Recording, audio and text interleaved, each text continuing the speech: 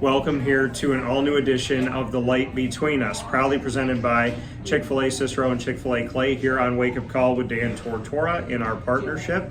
I am very happy to be here with team member of Chick-fil-A Clay, Beth Landers, and of course myself, Dan Tortora, here to talk with you about Beth's story in this positive message to you today. Beth, how are you? I'm good, how are you? Doing very well. Now, you just started recently. I did, yes. So what brought you to Chick-fil-A? So I was looking for jobs, and every time I come into Chick-fil-A, it's such a great and welcoming environment, and I really enjoy team members and team working. So I thought it would be a great environment for me, and just again the positive energy and everything like that, my pleasures, the greeting guests with always a positive attitude, just drew me to apply here.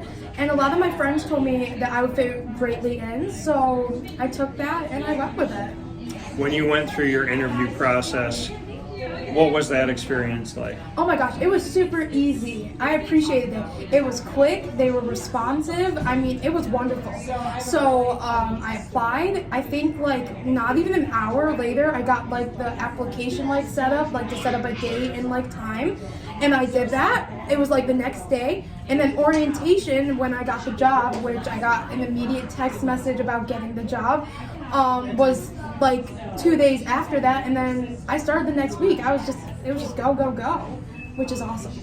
And for you, being here and experiencing Chick-fil-A, it's different, right? It is, yeah. The way that people are here, the way that the team members speak to the community, this consistent, not occasional positivity. What can you say to that about that consistent positive and not just sometimes being nice to the guests, but doing it the whole day? Oh my gosh, it is wonderful. It makes you feel better as a person just being involved in this community and working here.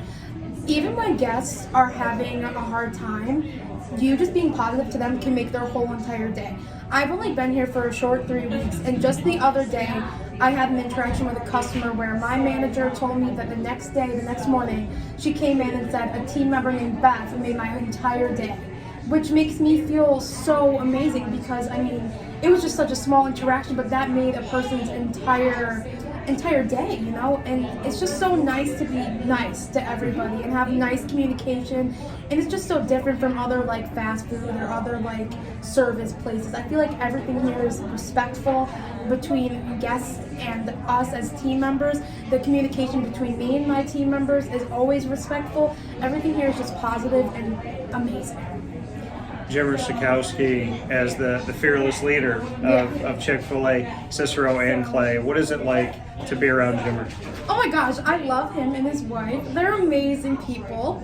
I've only interacted with Jimmer a few times, but again, all positivity. He almost made me cry at orientation because he's we only hire delightful, and people that have a purpose and stuff like that. And to me, that was just I belong here, you know what I mean? Because I fit into those categories, I believe, personally. And his wife is amazing, and I just appreciate everything they do for us employees, keeping us safe, keeping us healthy, and that means so much to me. It's so amazing. And like you said, not just Jimmer, but his wife, Betty. What can you say about how Betty's personality and everything that she brings to the table as well? She's amazing. So she interprets a lot of Jimmer for him, unfortunately, due to what happened. I wasn't caught up on all that. Yeah, the ALS. Yeah. Yes, the ALS. But she spreads his message and what he has to say for his employees very well. And she brings support.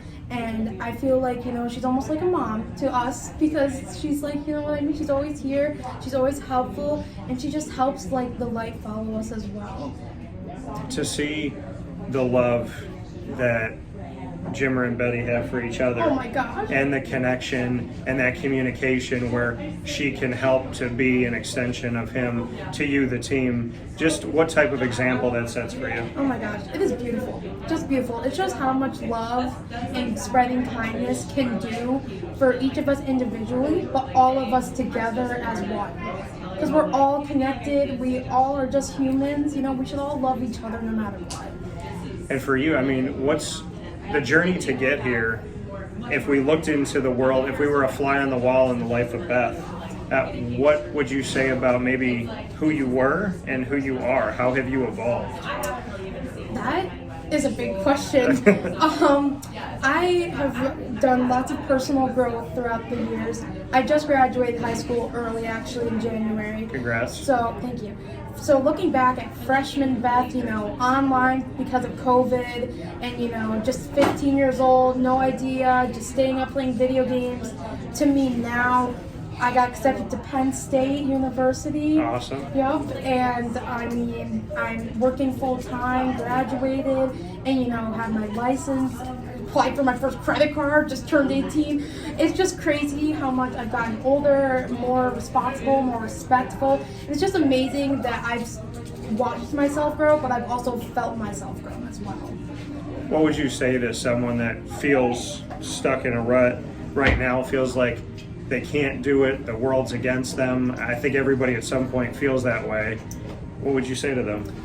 I have felt that feeling. Last July, my golden retriever had passed away, and that was really hard for me. And since then, I've been pushing that grief, fighting that grief.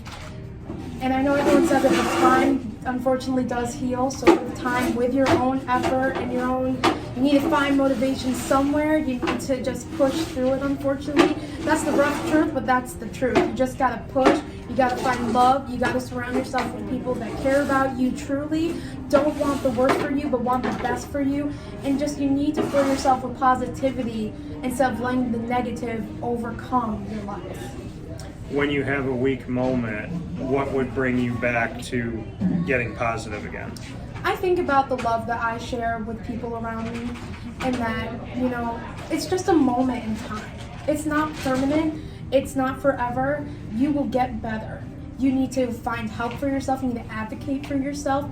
And, you just got to remember, right now I may be in a rough spot, but if I push myself and I keep fighting, in a few months from now, I'll be looking back and thinking, wow, I can't believe I was even worried about the position I was in. You just gotta keep going. Where does this come from, Beth? I mean, it's great advice, and it's advice that I'm going to take with me. I know a lot of people watching and listening are going to take with them, and a lot of people that have spoken to me recently about problems, that's good advice for really anybody. Where does it come from for you? Has there been a mentor in your life? Has there been an experience that you just kind of grew out of? I know you talked about your golden retriever passing away, but where does this wisdom come from? It comes from my father. My dad has had like 3 heart attacks. The first one he wasn't supposed to survive, but he fought for me and my mother. And he is in extreme amount of pain, taking lots of medications, but he still wakes up and fights every day just to provide for my mother and me. And I love him to death, and he has taught me every single lesson and every single thing I have learned throughout my entire life. What's Dad's first name? Scott. Scott.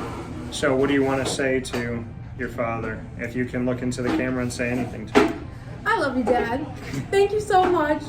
Even though sometimes you're a little mean, I know it's just for my best interests, and I know you love me dearly. 3 heart attacks, and he's kept fighting. Yep. He also lost like 300 pounds, and that exposed like multiple hernias. He's had his gallbladder removed. He has like 2 artificial knees, back, all that stuff. He's practically a robot, but he's my robot. So when you see him go through all of this, what has it taught you about anything, any type of adversity that you may have to fight? I mean, he hasn't given up, obviously. You can just never take anything for granted. And you just, again, gotta keep pushing through it, and stay strong for your loved ones and for yourself. I mean, he might want to give up, but he knows he can't because he has a successful daughter that he needs to watch continue to grow. And even if you feel alone, there's always someone who cares about you. And if you were going to do something that would interfere with, your life or something like that, something dangerous, you need to think how that could affect the people around you and the ones that love you. And I'm not saying it's selfish if you feel so alone and so depressed that, you would think about taking your own life, but you have to think about how that's going to affect everyone, not just you. And I think it's important to share that message, because I think we live in a world where a lot of people let outside influences affect how they feel about themselves, what they think of 100%. themselves, Yep. and they want to give up. And I think it's important to share with you all that, you know, if you were to give up, you leave all these people that love you holding that pain. And so the only thing you get from giving up is spreading the pain. Yes, and guilt, and also I don't think you should ever look further into like substances to ease the pain either. I don't think alcohol or drugs will ever ease the pain. It might numb you for however long, but that's not a solution. That is just, you know, a one-time numbness that you'll feel. So it's not worth it to get hooked on something. And also dangerous, the amount of fentanyl that's found in these type of things nowadays is terrible. Overdoses happen all the time.